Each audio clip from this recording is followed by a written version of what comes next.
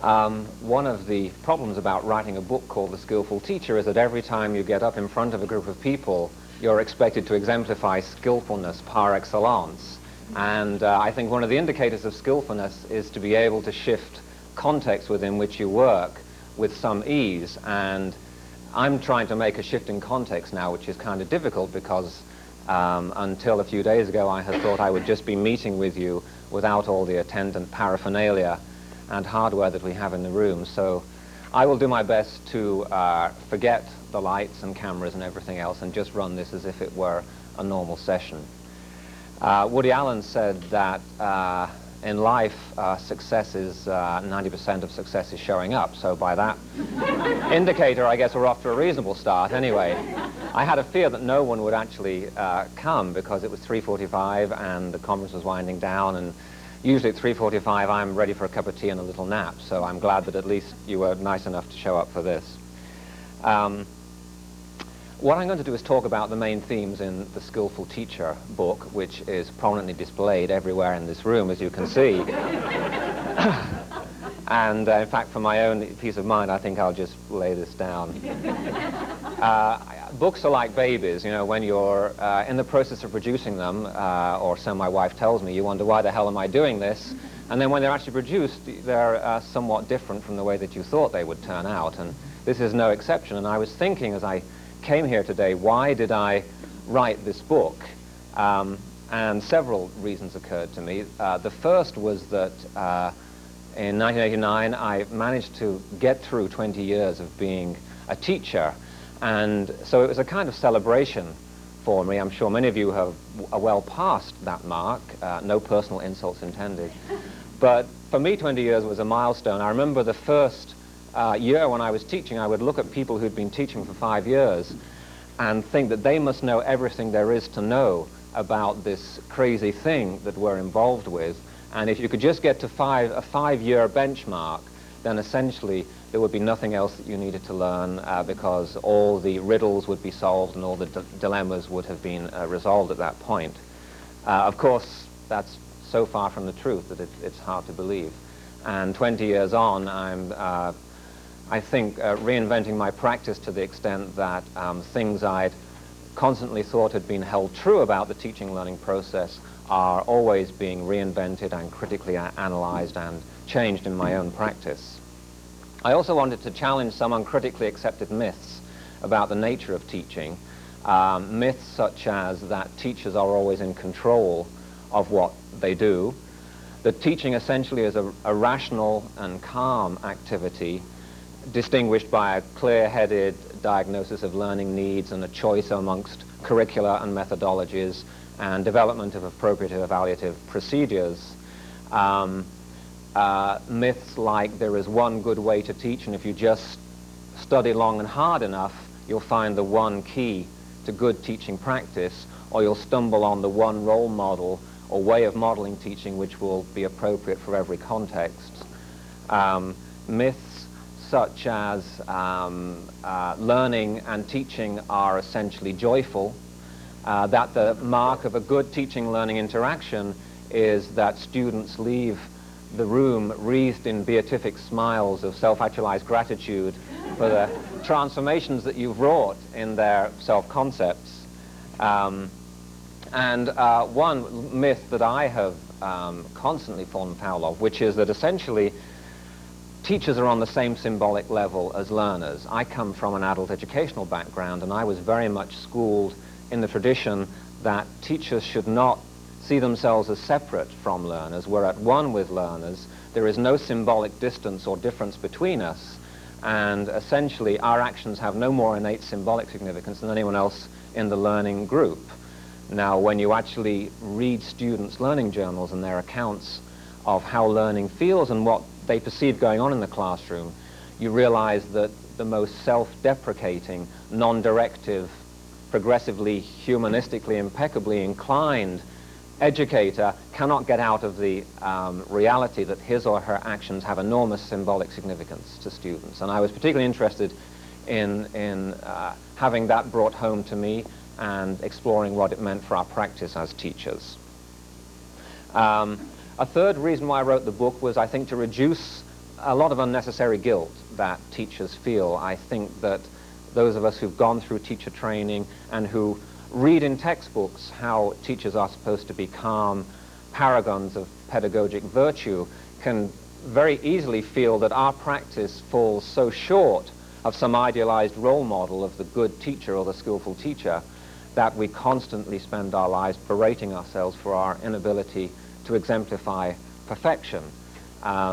And this is very much seen, I think, in the very common scenario that happens when you finish teaching a course and you get 20 evaluations given back to you, and 19 of them are reasonable, and one says that you're totally misguided and are boring and discourteous and disrespectful, and you think, aha, this one person has finally seen through me. And you grant to that one evaluation a greater degree of innate critical discrimination, and you say, essentially, I've been found out to be the charlatan and the imposter that I really am, and the other 19 I've managed successfully to hoodwink. And so all your efforts are geared towards dealing with the one negative evaluation and ignoring the ones that you really should be concerned with, which are the 19 or 19 that were positive or reasonably positive.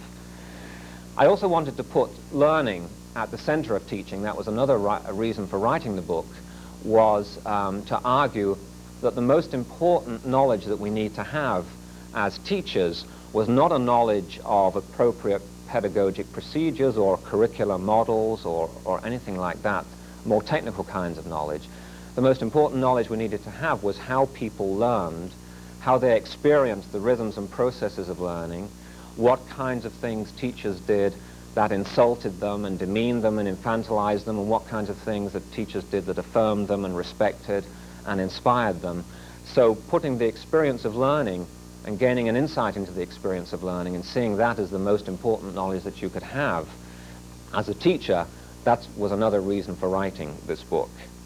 And finally, I wanted to smuggle into the world of higher education and college teaching some insights on teaching and learning that come out of an adult educational perspective.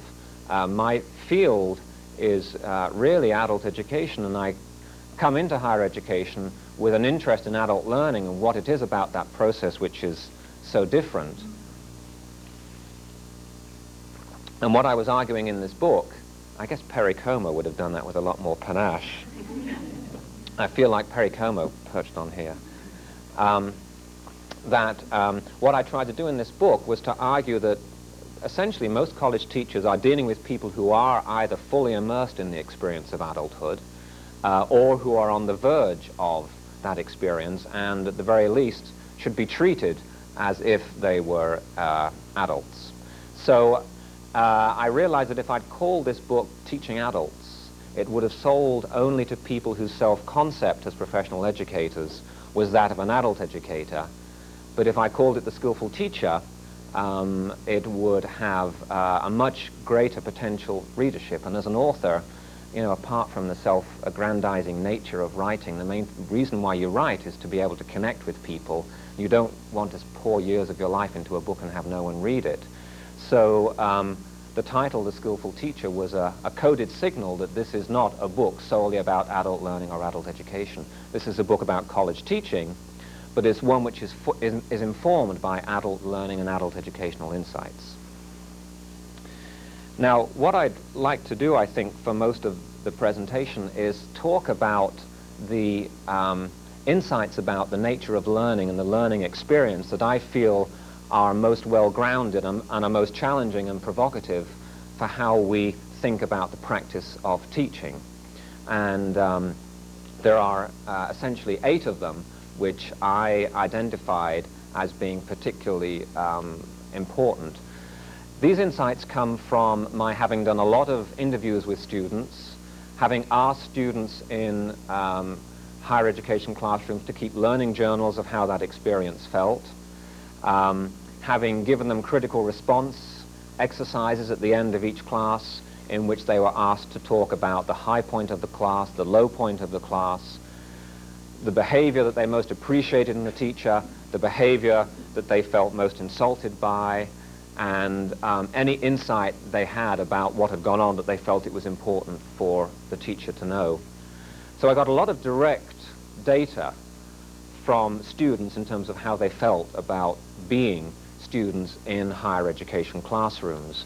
And then I went to the literature on this and basically scoured English language texts for any information I could get, any research reports, any studies on how learning felt from the inside. And then when I'd got that together, I started to think about the shape of this book. And the shape of it was really grounded in these 8 insights that I would just like to mention as briefly as I can. The first thing which really struck me was the emotionally ambivalent nature of being a college learner. That you couldn't say there was one overwhelming characteristic emotionally that shone through. People would speak about alternating phases of joyful liberation and painful self-scrutiny. Pain and pleasure were very much mixed together in a bittersweet way in reports of how learning felt. And one thing that came across very strongly from students across contexts in colleges and universities was what I call the imposter syndrome. The imposter syndrome is essentially the feeling that people report that they really shouldn't be here. You're sitting on the first day in an educational program and you hear other people in the program introduce themselves and talk about the experiences they've had and the reasons why they wanted to be in this program and what they hope to get from it.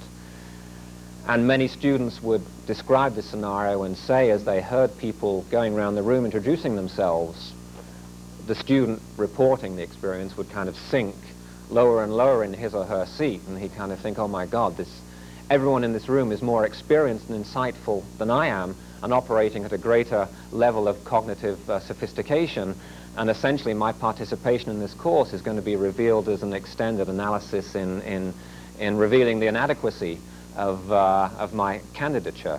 And people would write things like, when I was admitted into this college, I felt like my file had been mixed up with someone else's at the admissions college, and it was really a mistake that I was here.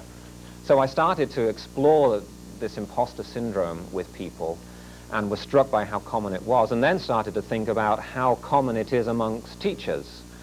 I think you ask any good teacher worth his or her salt how they feel about getting up in front of a group, and many of them would report some feeling of impostership, particularly when they're asked to speak at a professional gathering in front of an audience of peers. That's the moment at which the feeling of impostership is at its sharpest. It was also interesting to me how much veiled anger there was in students' reports. Anger, particularly in early phases of a learning episode, when students perceive themselves as being stretched and pushed and nudged and prompted to move into areas personally, intellectually, that they didn't want to move into behaviorally, and anger at the person doing this prompting, which is the teacher. I think the nature of student anger is an incredibly interesting phenomenon to explore, and one consequence of the emphasis on student evaluations, I think, has been for many teachers to feel that any expression of anger or resentment by a student immediately signals that the teacher is doing something horribly authoritarian and disrespectful and insulting. And that may well be the case, but anyone who knows anything about what significant learning feels like knows that the most significant learning that we go through involves pain and anxiety, as well as joyous release and liberation. And while we're experiencing pain and anxiety, we're going to be understandably angry at the people who are pushing us through this experience. And so the phenomenon of student anger came out, and I talked a lot about that in the book, and how easy it is to misinterpret that as an indicator of your own pedagogic failure. Thirdly, a lot of students talked about cultural suicide in terms of this emotional ambivalence. The perception that if they went too far into a learning episode, took it too seriously, at good faith really started to challenge some of the ways they typically and habitually thought about something, that they did run the risk of cutting themselves off from their subcultural supports. And the phenomenon of cultural suicide and the perception of it as a risk that students faced really struck me. And there was also, when people talked about the emotional aspect of learning, they spoke a lot about a sense of grieving over a lost innocence. They would say, well, ever since I came into college, I've realized that life isn't the black and white, dualistic, easily organized phenomenon that I thought it was. Essentially, the world is a gray place rather than a black and white place. There are shades of gray in my perceptual palette. And I know that I'm a better person for operating at this higher level of awareness and sophistication. But nonetheless, you know, I really look back to those old days when life was simple, when I knew what was right and what was wrong, when there was good and there was bad. There was one way of thinking about something. There was always one answer to any complicated problem. And although I realize that it's better to be in this state of heightened awareness, I do look back on those days with something of a tinge of sadness to it. A second overall insight that came out very strongly was the importance of connectedness to students. When I asked people what kinds of learning activities that you were involved in did you feel were the most significant for you, did you get the most out of, they would often talk about episodes where they could see a clear connection between what they were being asked by the teacher to do, the learning activity that they were being involved in, and something in their own life or their own being where the learning activity had a clear and demonstrable connectedness for them. This connectedness was sometimes spoken of in job-related terms and vocational aspirations, but often it was also spoken about in spiritual terms, in personal developmental terms. People would talk about how learning the most esoteric subject matter was made that much more significant and important to them when somehow that activity was linked to some aspect of their personal growth and development. So I talked a lot about how to establish connectedness in the classroom in the book, and maybe that's something we'll get into in the questions. A third interesting insight that came out had to do with the realization that moments of challenge were moments of peak experiences for learners. When I asked people what was the most transformative learning episode that you experienced in your time as a student, the moment when you felt something really significant and important is happening to me, and I can remember this moment with real pride, that this is a transformative breakthrough in how I look at myself as a learner, they would usually focus on episodes where they were faced with some problematic dilemma or challenge.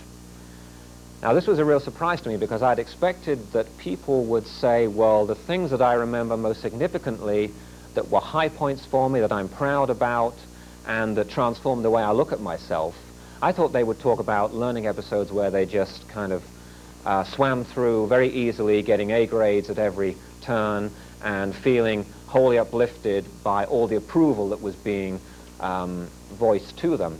But instead, they tended to talk about moments when they were facing a problematic challenge which they had to work through, which had some anxiety and intimidation bound up with it, but which nonetheless, when they'd worked through this challenge, they felt they had got to a point of resolution that they were satisfied with.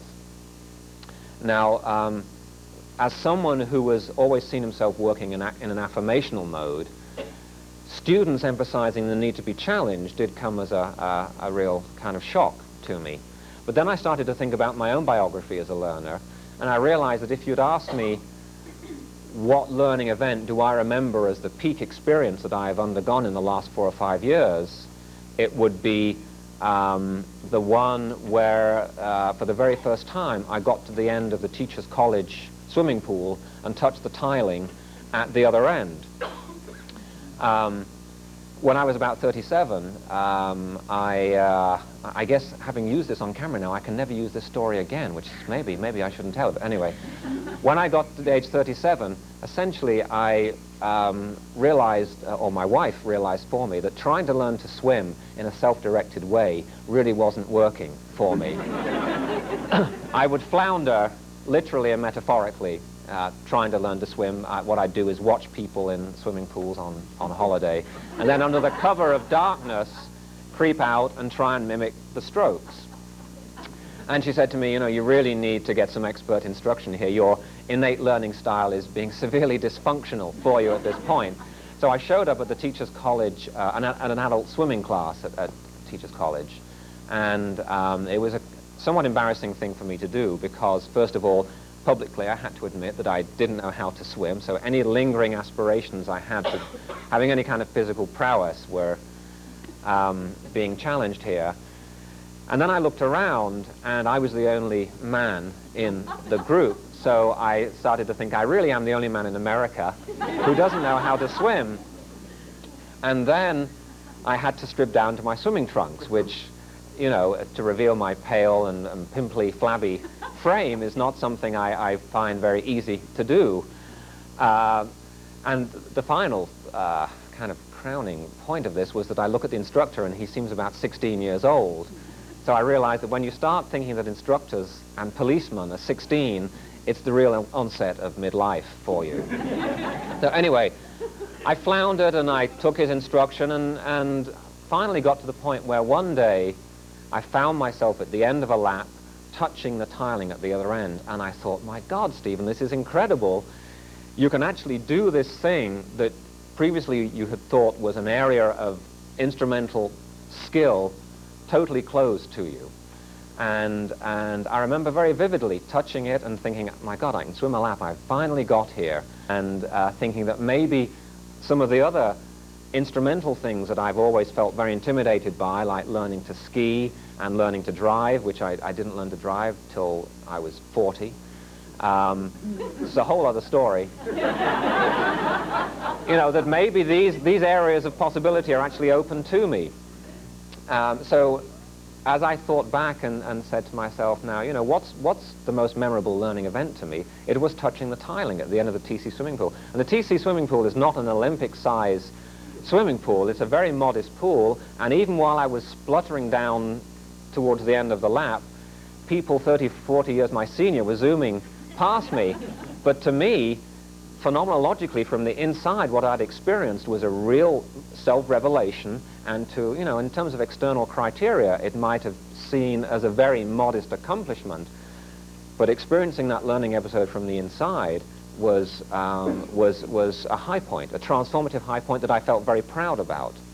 So when I started seeing this come through in students' learning journals and in interviews, I thought, of course, this really makes sense.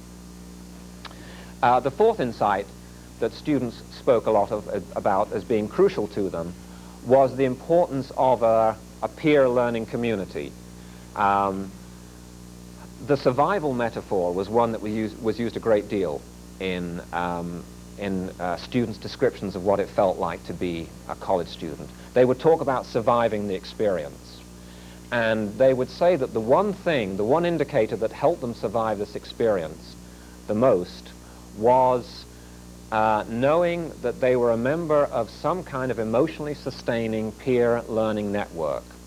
People would say that it was such a comfort to me to know that at 3 a.m. when I woke up feeling chills and in a cold sweat because the next day I had to take this examination or this test or give a presentation in the class, or hand in an assignment that I felt I'd totally screwed up and I didn't know what the hell this professor really wanted from me, that when I had those panic attacks at 3 a.m. I could get on the phone, and there were 2 or 3 people that I could wake up out of the middle of a sleep, and after they grumbled about being woken up, they would say, yes, I know exactly what you mean, I went through this myself, this is how I dealt with it, or I'm going through it right now, and it's so nice that you rung me up because you've made me feel better about this, and I realize I'm not the only one who's feeling it.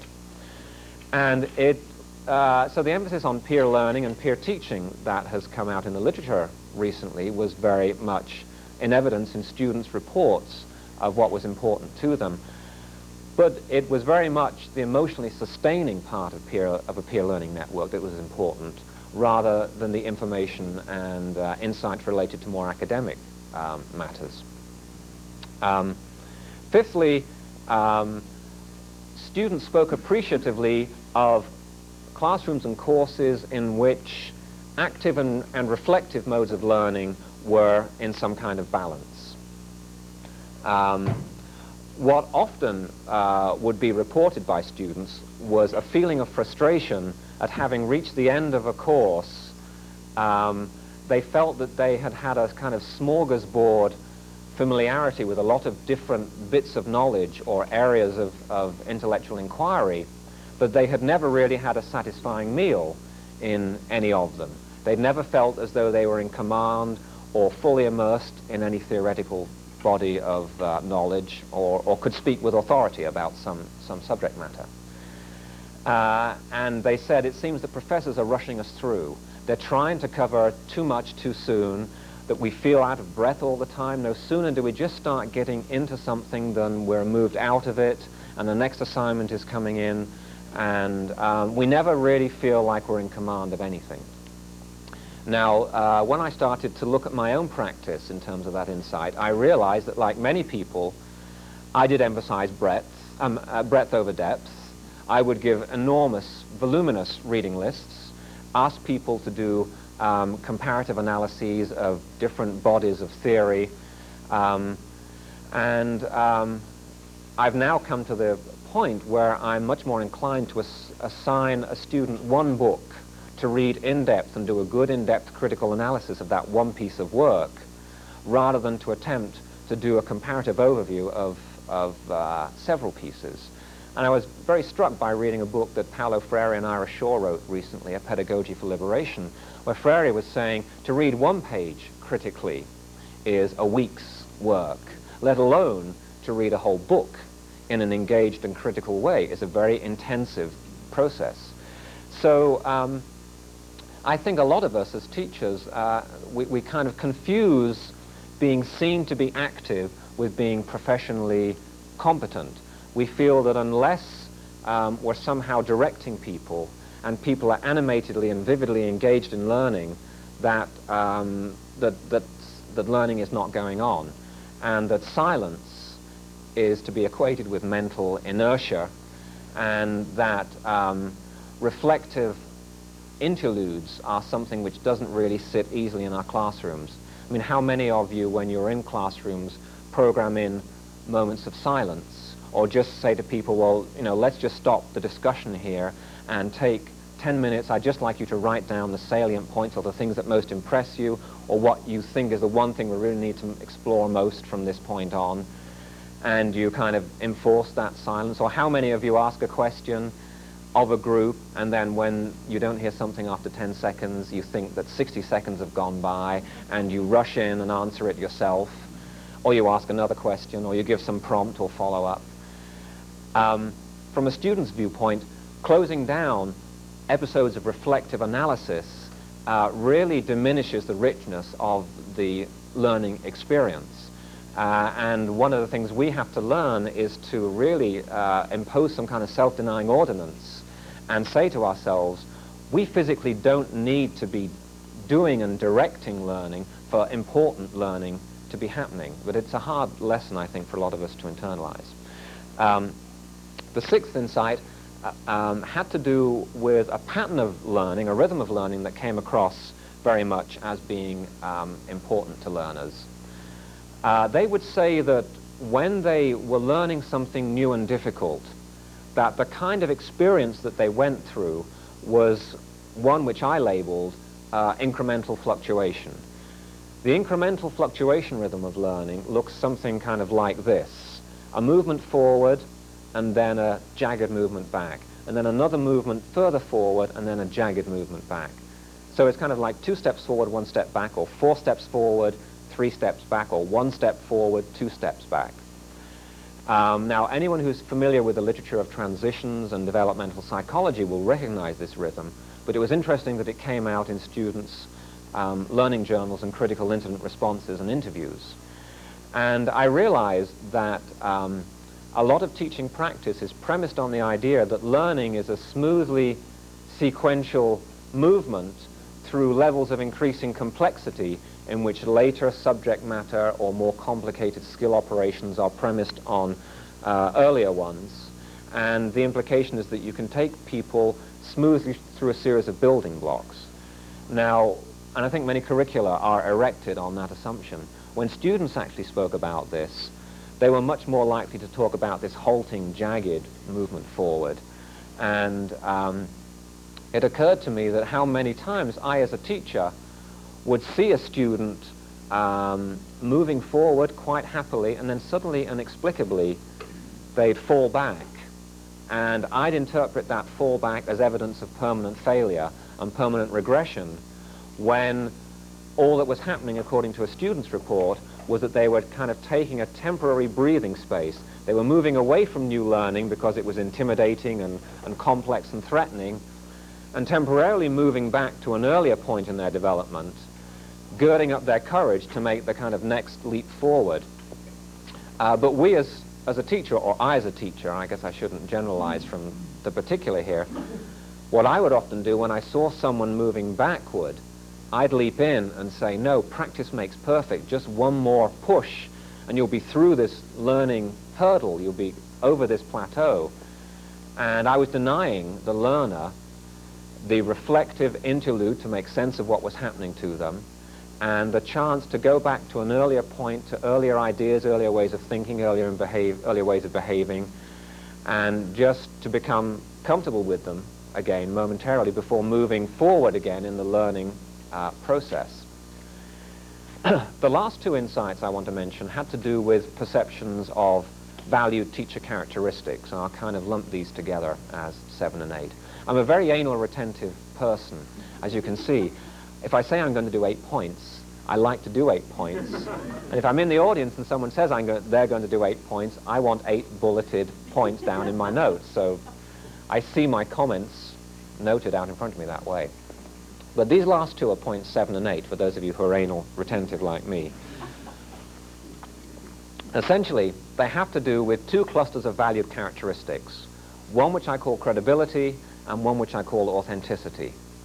Credibility is the perception by students that they're in the hands or in the presence of someone that it's worth their while being around, that this person has sufficient subject mastery or competence or expertise or demonstrable skill, excellence, or has sufficient length and depth and breadth and intensity of experience that it's really worth the student's while being in that person's presence.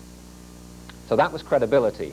And what struck me about that insight was how those of us who come from a progressive humanist tradition tend to downplay, I think, the importance of establishing credibility in learners' eyes early on in an encounter.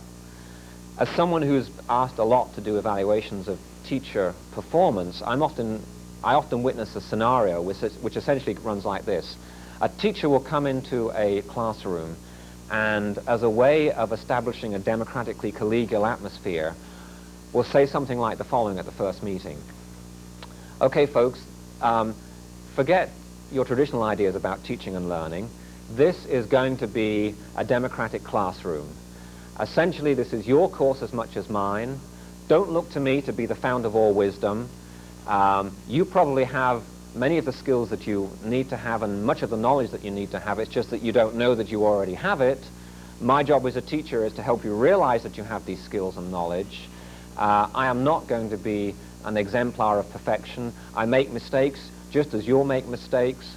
I'm inadequate and flawed in many ways, just as you're inadequate and flawed, so don't feel you have to show me how wonderful you are all the time. Now, in doing that, I guess because I've done it a lot, that we're sending a symbolic message which says essentially, you know, I'm a self-deprecating, regular guy, as it were, and don't put me on a pedestal and look to me to be the embodiment of perfection.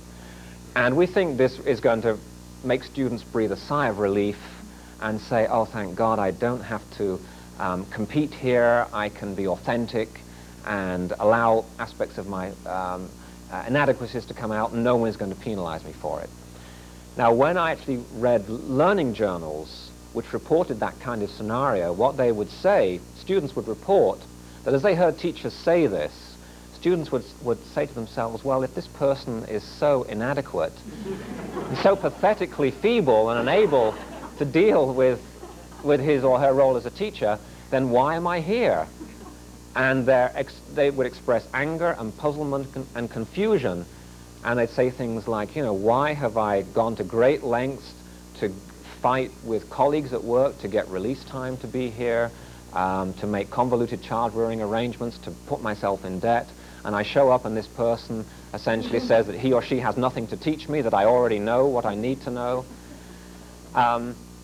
So straight away, a symbolic action which a teacher thinks is inducing a warm collegiality is undercutting credibility and destroying trust and notching up anxiety in ways the teacher is probably not aware of at all. And as I think about my own learning, I realize that it's very important for me to feel like whoever is teaching me has some credibility. If I ever accept my wife's challenge and do learn to ski or learn to go on a whitewater rafting trip, I don't want the person who is suiting me up to say, well, now I wonder what's around this next bend, and I wonder what we do when we hit rapids and how I'm going to deal with it. And maybe those of you who've never done this before would have some important insights to share with me on how we can cope with this dilemma. What I want is someone who's gone, you know, along this stretch of water 1,000 times before, who knows where the rapids are, knows what crises I am likely to experience and how to help me through them with keeping myself intact. So paying attention to credibility is something that was really being brought home to me by students' accounts of learning. The other important cluster of characteristics that I mentioned was authenticity. And authenticity is the perception that students have that we're dealing with a flesh and blood human being here that we can trust. Now, indicators of authenticity are things like teachers' words and actions being consistent. Students, I cannot emphasize enough how much students pay real attention to whether or not our actions and words are congruent. Many times I would read accounts of learning where people would say, a teacher said that they were going to do this and espoused democratic, collaborative, collegial modes of working, and said that evaluative criteria were open to negotiation, and this was an agenda-free encounter. And I just realized as we got into this that this person had very definite agendas, that certain things were approved and not approved, and that there were some implicit notions about what was acceptable and what was unacceptable in this classroom. And that just destroyed my trust in this person completely. I never felt I could open up in this class. Another indicator of authenticity was a readiness for teachers to talk about events in their lives outside of their own roles as educators. So teachers who talked about their enthusiasms and passions and frailties, once the initial credibility had been established, were very much warmed to. And it really emphasized to me how strongly personalizing learning can engage people within it. I'd been brought up in a tradition where personalizing academic bodies of knowledge was just about the cardinal sin that you could commit. This brought you down to the level of Phil Donahue wearing a dress or something, as he did on one of his shows a while ago. I realize now that from a student's viewpoint, something that takes them very directly into the heart of something that maybe they don't see any real point to is a teacher's readiness to personalize that material, and in particular to talk about how he or she as a teacher felt in grappling this material, and to draw on their own biographies as learners and bring those into the classroom. And the final interesting indicator of authenticity had to do with teachers' readiness to admit publicly to error. But the whole thing about readiness to admit to error is in the timing. If errors were admitted to and teachers stumbled in remembering names and facts and couldn't call to mind a concept or dropped instruments or fumbled a physical performance of some kind, if they did those things after their credibility had been established, then the students would experience it symbolically as an important action, and they really did feel released from anxiety and needing to exemplify perfection in their own learning. But if that was the first kind of things that a teacher did, then the credibility factor was severely undercut. Well, I think all these things have a great many implications for how we approach practice, and I'd like to throw it open now to some question to them. I'm interested in the initial class session and any relationship between that first session going well and a good feeling about the entire course. And is there such a thing as a good first impression in class? Yes, I think that there very definitely is a thing as a good first impression, and it does connect to the insight about credibility that I talked about. And it also connects to something that students spoke a lot about, which was how important it was for them to have full disclosure at the outset of what rules and agendas and expectations were governing this encounter. And not only at the outset, but for teachers periodically to check with students the extent to which agreement about expectations and perceptions of criteria were accurately shared amongst people. So I think given the heightened significance that a first class has for learners as well as for teachers, the two things that I would advocate keeping uppermost in your mind would be paying attention to your own credibility, certainly, and establishing that. The interesting practice dilemma, of course, is how do you establish credibility without showing off and appearing arrogant and boastful? And it's a very contextually difficult thing to work out. So paying attention to credibility and then making full disclosure at the outset of what rules of the game are really in operation here. Could you differentiate any of the findings between the generic undergraduate, let's say the 18 to 21-year-old, versus the adult learner that apparently you most likely have worked with? That's a good point, that the insights that I highlighted in the book come mostly from those who would typically be cast as adult learners. I was interested in exploring the tensions that exist in college classrooms between adults and traditional age students, but when I could, I directed my instruments and my time to the adults, because I felt that most books on college teaching don't really address themselves to that population and that experience, and I wanted to bring in that slant or take on what it feels like to be immersed in a college classroom into this book. So they do mostly grow out of interviews with that population. What was interesting to me was to see the tension that was created in classrooms between traditional aged and adult students, and the interesting variable that I kept noticing was how when adult students would think that they were exemplifying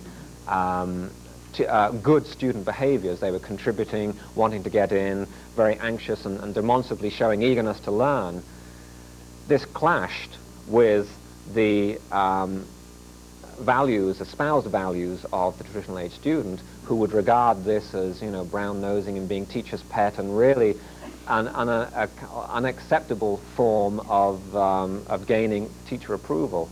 And it was an interesting tension that came up, and I've tried to work how best to reduce that and how to cluster adult students with traditional age students in exercises and to pair them up. And I talk about that in the book. Another educator has written in a book called Effective Teaching and Mentoring that there is a particular kind of relationship which he describes as teaching as care. Would you comment on that? Yes, I would. This educator is Larry Dayloz, who wrote a great book, Effective Teaching and Mentoring, which I heartily recommend. I wish I could write as well as he does. I think that the teaching as care metaphor is a good one, provided it's not interpreted as a wholehearted, unalloyed affirmation to the exclusion of challenge. I keep coming back to the importance of challenge, and Larry does in his book as well. I think what's happened often is that many of us as teachers come from a Rogerian, Deweyan tradition, and what we've done is take insights, let's say, from Carl Rogers about the nature of significant learning, and emphasizing the joyful, self-actualized, liberatory power of learning, but forgot that Rogers also emphasized how this is a painful process. So teaching as care, I think, means helping people through episodes of pain in learning. And one of the things that I'm most intrigued by and talk a lot about in the book are how you can bring in former learners to testify to the experience of learning to new learners, and how you can prepare people for the kind of ambiguous roller coaster and emotionally ambivalent nature of learning by having people who've gone through that experience as learners come in and talk about it, to prepare them, and then debrief them and mentor them and help them through it as they're experiencing it. In the chapter on resistance, I really have believed that most resistance to learning has to do with emotional factors, or perceptions such as the risk of committing cultural suicide. And it doesn't have to do with any innate intellectual inabilities or instrumental inabilities that we have. It's emotionally based. So the teaching as care one is a tradition I very much come from, but I think it needs to be interpreted. Care is care for the person's growth and development, and caring for the person's growth and development means working out those moments when they're ready to be moved beyond where they feel comfortable without destroying wholly their self-esteem and notching up their anxiety to a level where they opt out of the encounter entirely, obviously. In your research, did you encounter any or develop any insights into differences in gender? Specifically, not only the gender of students and their learning and the gender of teachers, but cross-gender perceptions, a male student's perception of a female teacher versus a male teacher, and those kinds of dynamics? Lots of insights. It's difficult to know where to start on that. Well, the insight of connectedness will be recognized very much as grounded in the Women's Ways of Knowing study, where the connected teaching is talked about as a metaphor for good classroom practice. And in fact, I hope I gave full acknowledgement to that study as the source of one of the sources of that concept. And I often, as I was doing the research, thought how interesting it would be to do a fishbowl exercise where you had a group of men talking about what they thought was most important to women in women's learning, while women sat around listening to it, and then you had a group of women talking about what they felt was most important to men in their learning while men observed. It would be a wonderful trigger to some critical thinking about gender. What struck me about gender was actually how much these insights that I talked about did cross gender, but how there was a difference in readiness to acknowledge some of them. For example, the imposter syndrome, I think, was harder for men to admit, and the imposter syndrome comes up very strongly in feminist literature anyway, which is where I got it from. And I should have acknowledged that as well, as I said it earlier. So there was a difference in readiness to admit to some of those feelings of anxiety and painful self-scrutiny. But once that it was involved in learning and the fear of being an imposter and so on, but once some trust was established and people started talking about this, feeling that they weren't going to be penalized for it, it was very significant that it was a cross-gender. Another interesting study that I talk about here that had a big impact on me was one done by one of my students in Brooklyn, who was studying women who were at Brooklyn, I think it was Brooklyn Technical College, who were learning to become skilled in non-traditional occupations. They were learning to become plumbers and engineers, electrical engineers and so on. And she asked these women to talk about their perceptions of valued teachers. And this student, Christine Persico, and I I think both expected that women students would relate very strongly and value women teachers who were more nurturing, using the kind of midwife metaphor of teaching.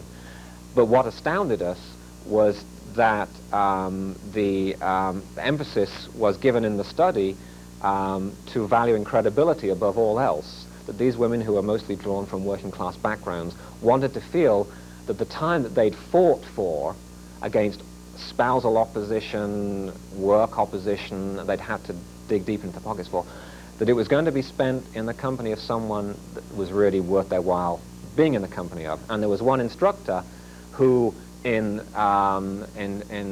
probably embodied some of the worst aspects of patriarchal behavior, who was valued because this person has the expertise that we really need.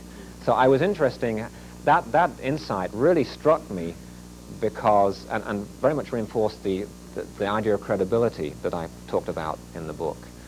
And the last thing I'd say on this was that I think that the enormous power of role modeling came through, that learners would talk again and again about what it meant to me when a teacher did this or when this teacher did that.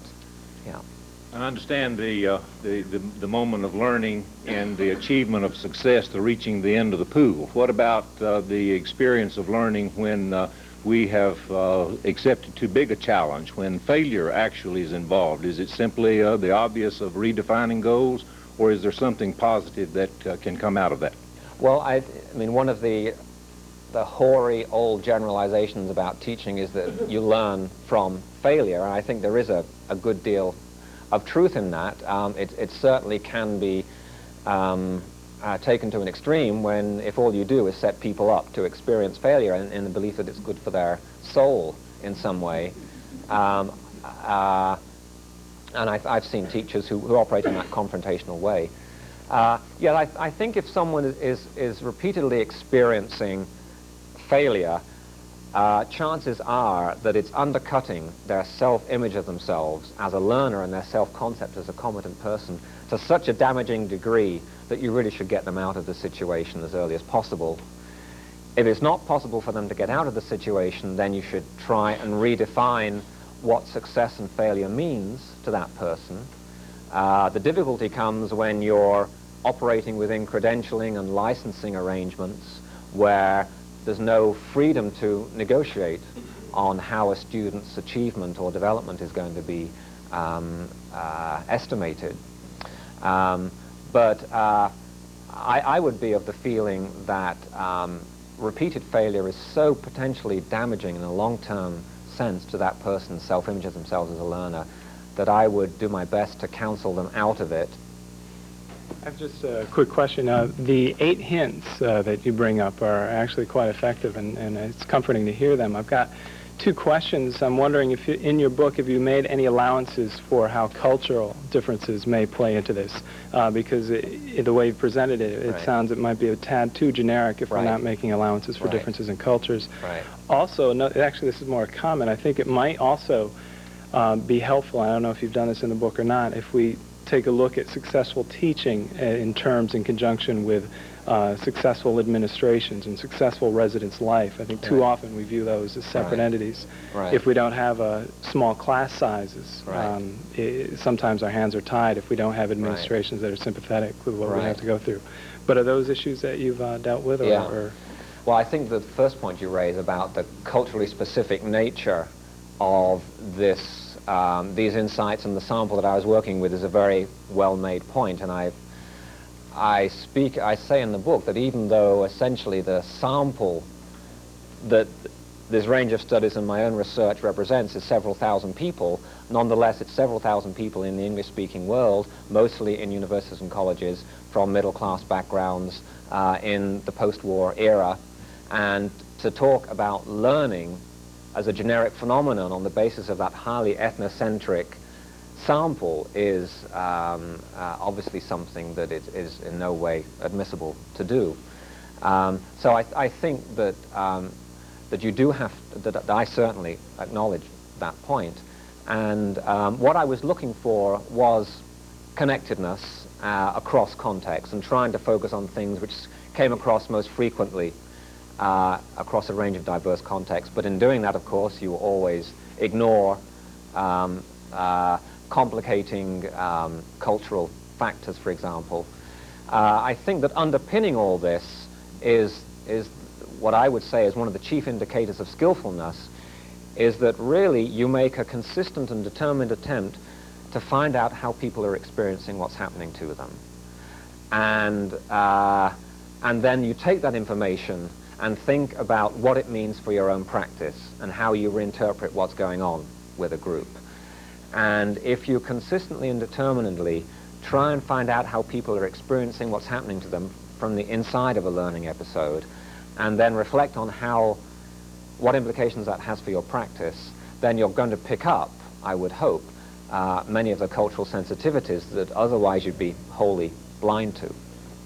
On the point about the constraints, I realize that it's easy for me to posture and to do presentations like this and write books and say, you know, we should do this and do that, and this is how the world should be, when the reality is that we're all working under constraints and limitations which we're politically powerless often to do much about. Which is why I felt it was very, very important to have a chapter in the book called Dealing with the Political Realities of Teaching. And I was very much of the opinion that a book on the experience of teaching cannot limit itself to methodology and technique, that it must deal with how you as a teacher see yourself as a change agent within a hostile territory. And basically, if you're trying to get some things done within an organization which the organization doesn't particularly have within its traditional way of thinking, you are a change agent within hostile enemy territory, and you have to develop a certain degree of political guile in dealing with people. You have to be an anthropologist and immerse yourself in the political culture, learn the symbolic language of your institution so that you can turn it back on the institution in order to achieve things that you really want to achieve. And the other thing that I'd say in response to that is that ultimately I think that the basic reality of college teaching is that you're constantly in some kind of pain. This sounds a very depressing note on which to kind of be drawing a close, but basically I think that unless you're constantly being struck by how you're being pulled in so many different directions and how difficult it is to operate in a state of tension, and that you're trying to balance this set of imperatives against that set of imperatives, you're trying to do this and be respectful of students while guarding what you feel are some sense of academically important things to do. One of the indicators of skillful teaching that I would look for would be an admission by the person involved that they were hurting with the pain of unresolvable dilemmas. And as long as I think you go through each day feeling some of that pain, then you can say to yourself, well, I'm alert and I'm alive and I haven't gone to sleep on the job. It's when you start thinking it's all down pat and, oh, this is an easy problem to fix and we'll just do this or that, then you really, I think, need to start worrying, or you need to get out of the profession. Thanks. Thank you very much.